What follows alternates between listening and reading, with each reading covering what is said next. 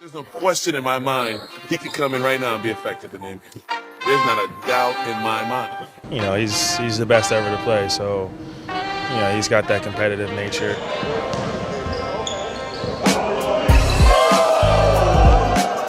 Physically, I can't do it. The mind says that, yeah, I can still do it. You know, and I still think I can do it better than most in the NBA. He can still play the game, honestly. The way I see him, I think he can still play the game, and if you want to. He came out there, got on, pushed against the guard, whoever Gerald Wallace was guarding, the three guard, kicked him out and got in that spot and played with the second team. He scored a couple points, and to the point where he talked so much afterwards, he grabbed the ball and went dunk one on the way out. And do you think if you play against some of your guys right now, could you win on one-on-ones against them? Or? I'm pretty sure I can, so I don't want to do that and demolish their confidence, so I stay away from them. I let them think they're good. You actually talked about playing Michael Jordan one-on-one, and he actually beat you. He's at the point where if he were going to play 8 minutes, 10 minutes, I don't think there's any chance in the world I could talk him into that. But it's a wonderful thought. I'll make a quick prediction for the Bobcats. Michael Jordan is coming out of retirement.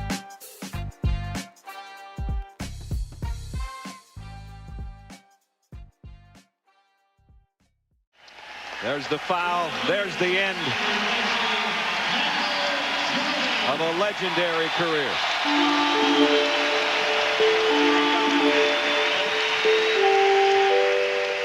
In 2003, Michael Jordan stepped off the court for what seemed like the final time.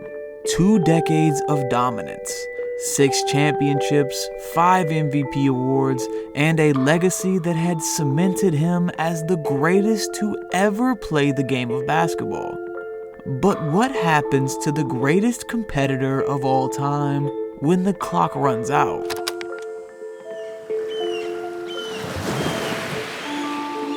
Normally, retirement offers an individual the chance to rest, a way to enjoy the success they've built over a lifetime.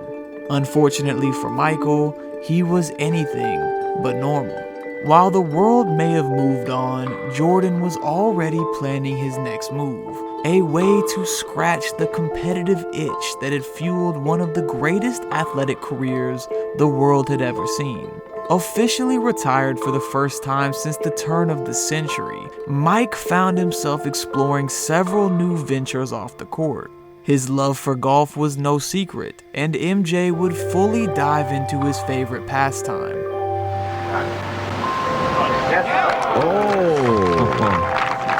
I'm going to go light up now. For a competitive junkie like me, golf is a great solution because it smacks you in the face every time you think you have accomplished something.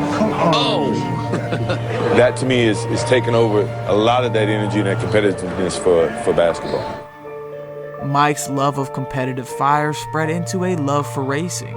By 2004, Jordan had invested in his own motorsports team, founding Michael Jordan Motorsports. I really want to make a statement about, my support of this sport, and I think it's desperately needed. I think I can bring more people to see the joy that I get out of the sport, and I want to make a solid commitment.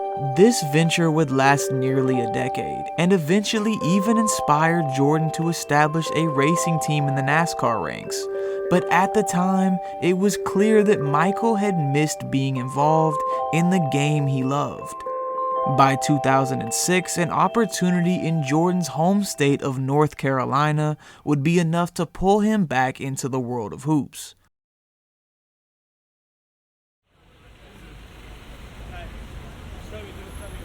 After losing their hometown franchise, a move that saw the Hornets fly south to New Orleans in 2003, the NBA's priority became to make sure a new team moved into Charlotte.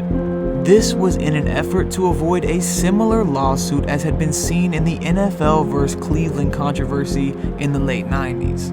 You see, in 1996, Cleveland Browns owner Art Modell had tried to move the longtime franchise from its historic Midwest city, but was met with a lawsuit from the city itself and Browns season ticket holders.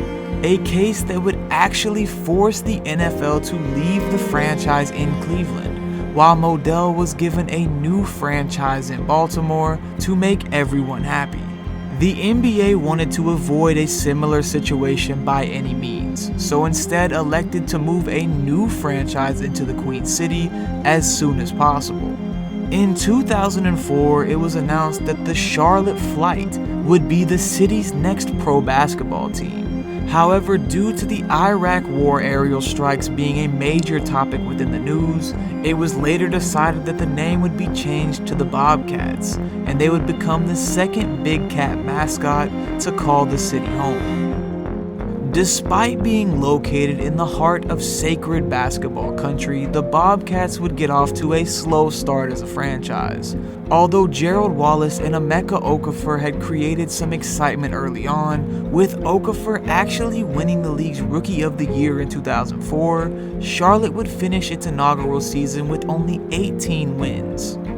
Year 2 wouldn't be much better, with the Bobcats winning an underwhelming 26 games in 2005. 5 seconds remaining. Looking off the dribble. Pump fake. Kobe again. 0.9 seconds remaining. Following the season, it was clear the franchise was needing a spark to help them get off the ground. And with an ownership opportunity open, it would be North Carolina's homegrown basketball legend who would answer the call. We first seriously started to discuss it, I believe, around the election of 2008. If you remember, the financial crisis was going on, a lot of issues in the banking sector, and Bob had talked with us about the possibility that he might look to sell the team. I said I thought I would go to Michael and talk to him about did he want to buy the team, because I felt that if I couldn't really put all the necessary capital behind the team to make it a winner, it would be better for me, better for Charlotte, to have somebody who was really committed to wanting to own the team. And I remember towards the end of that second year, in a room, a conversation with him and Bob Johnson, just throwing out hints and all that stuff. It was going on. And I knew at that time, eventually Michael's going to get this team or a team in the league, which he really wanted. And our relationship, I would always challenge him, I don't know if you can do that. And he's always right, watch me, I'll prove you wrong. I think we were all excited that Michael would buy the team. You know, Michael Jordan's a hometown hero. He's from Wilmington, played for Carolina, won the national championship. So we were really pleased that Michael was buying the team. Just to see MJ, having that ambition to want to own a team and made it happen, and not only make it happen, but to happen in a state where he grew up in, and actually a city that, I became very fond, and the organization that I became fond is a treat for me. Even as an executive, it was clear that MJ's competitive fire still burned. As head of basketball operations, he would make some aggressive moves, and by 2010, the Bobcats would actually find themselves in the playoffs for the first time in nearly a decade. The 7th-seeded Charlotte Bobcats making their playoff debut against to have one of the greatest players in our history to be an owner in Charlotte, his home state, really. That was almost a dream come true. It was great. I mean, here was Michael at the front of this operation. Here was instant credibility. Over this tenure, Jordan's hands-on approach had often extended to the court, where he famously challenged players during practice. Oftentimes, Mike could be seen in the practice facility working with players and giving advice. As you can imagine, a player as decorative and competitive as Jordan found it difficult to back down from a challenge. And there would be some days where MJ himself would take on the Bobcats players in practice. He used to come to practice. He would play against us. He would play one-on-one and do little stuff like that when he became the owner and stuff like that. Greatest player that played this game, and he can help us out. There's a lot of things that he knows about the game that can help us out. We still got a young team that needs some understanding.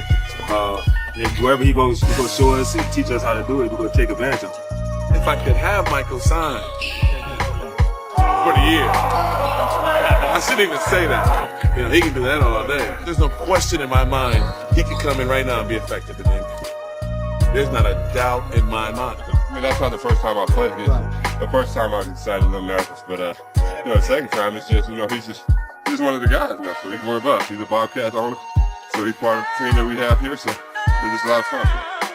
His presence is electrifying, and he's at the point where if he were going to play 8 minutes, 10 minutes, I don't think there's any chance in the world I could talk him into that. But it's a wonderful thought. He was talking trash to everybody. I mean, it was funny, man. It was fun. He said what he wanted to say. We said what we wanted to say, and it was just getting after it. And I think he still ended up beating us that day, to be honest.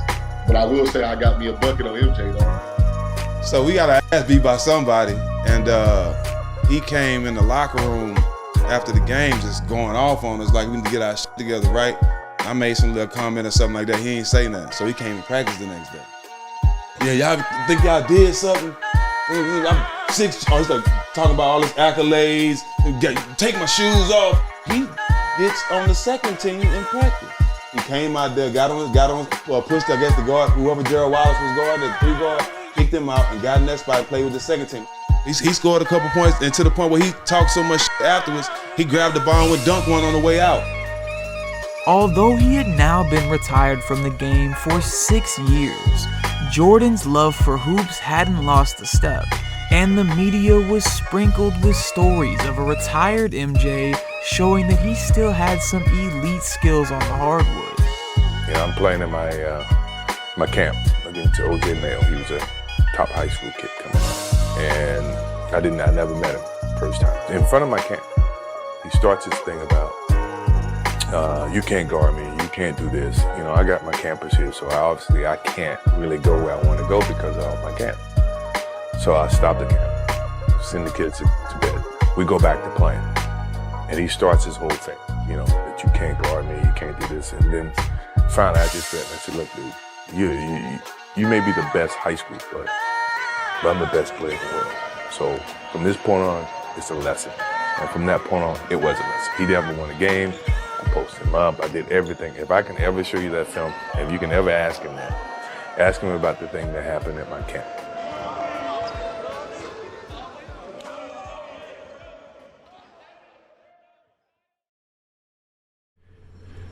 One day you might look up and see me playing the game at 50.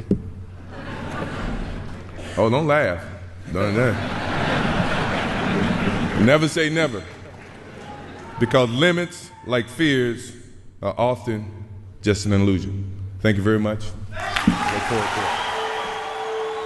When Michael Jordan made remarks about a return at the age of 50 in his 2009 Hall of Fame speech, many in the crowd laughed it off as a joke. And in the moment, maybe it was. But for a competitor like Jordan, who made a career out of trying to find fuel to rise himself above others, the moment would plant a seed. How impossible would it really be?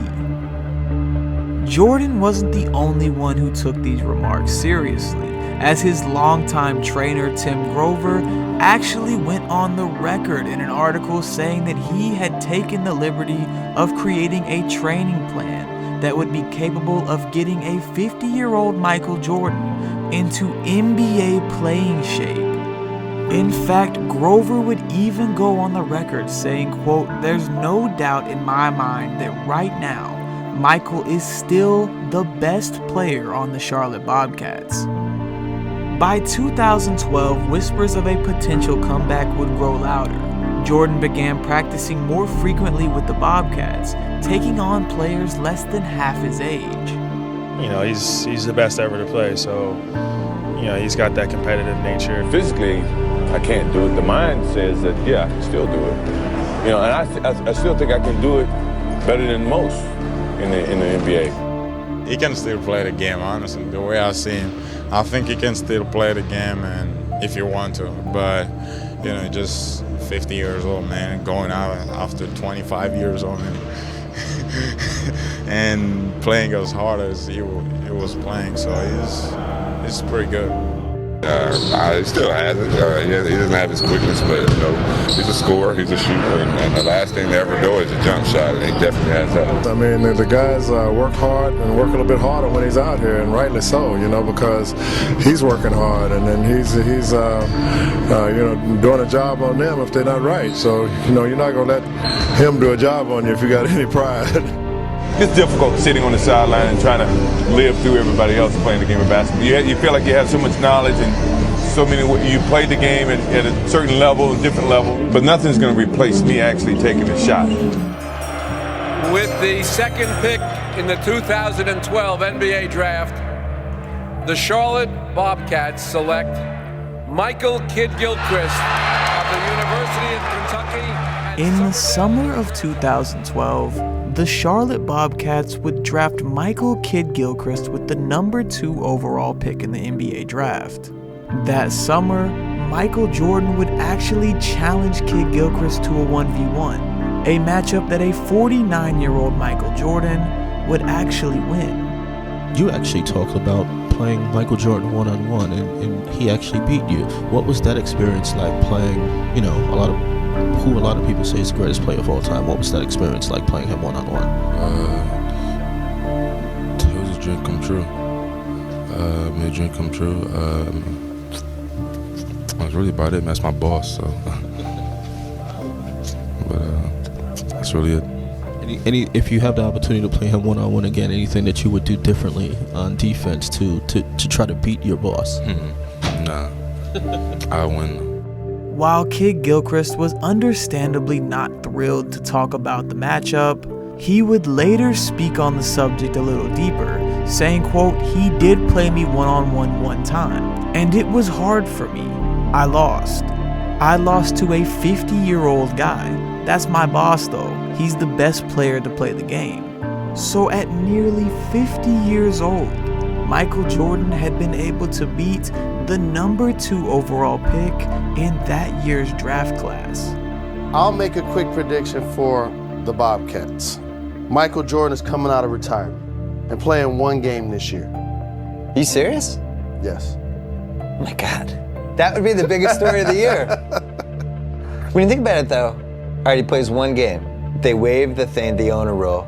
Now he can sell the jersey, premiere some new Air Jordan 30-year anniversary shoe. It's a good idea. A lot of hype. And do you think if you play against some of your guys right now, could you win on one-on-ones against them? Or? I'm pretty sure I can, so I don't want to do that and demolish their confidence, so I stay away from them. I let them think they're good.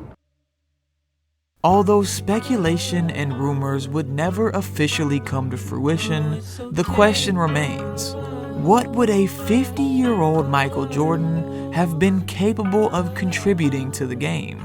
Could the man many feel is the greatest to ever play the game of basketball have been able to make an impact against the game's top players, even after being away from the game for a decade? Let's take a moment to speculate.